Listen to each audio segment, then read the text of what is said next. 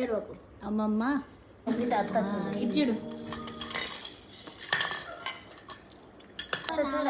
అదిగో ఇద్దరు ఇచ్చుడండి. ఇచ్చుడు షానుకి ఇచ్చుడు కొందరికి ఇచ్చున్నానా కొట్టేవరో దాంతో షానుకి ఇచ్చుడు. ఏం చేస్తున్నారు ఇద్దరు?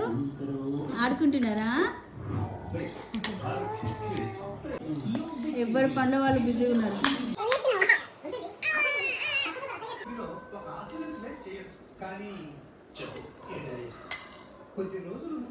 ఏ వద్దురా వద్దురా ఏ వద్దురా.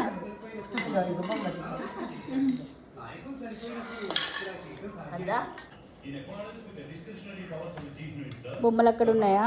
ఉండే పెద్దమ్మా నాకు కొడుకు పోతే నేను ఏడుదు నీకు అసలు.